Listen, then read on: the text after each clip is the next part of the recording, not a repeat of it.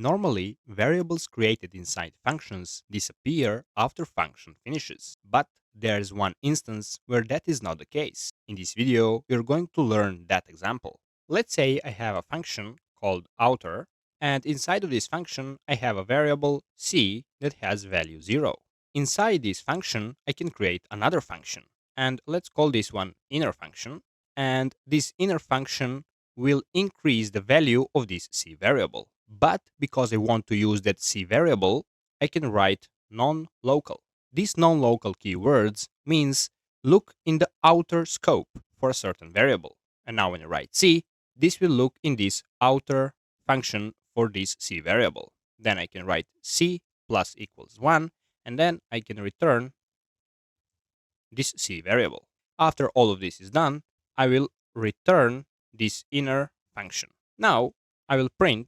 First, before I print anything, I need to create my count variable, and this count variable will be my outer function. Now, if I call count, do you know what this will print? If you know what this will print, do you know what this next count will print, or the count after that? Write down in the comments below.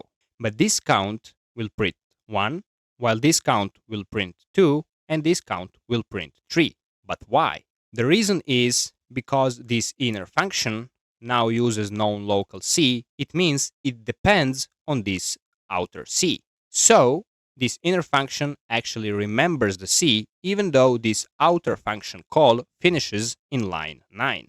In other words, this inner function has memory. Such functions that have memory and can remember the variables from the past are called closures. Now when I run the code, you see I have 1, 2, and 3.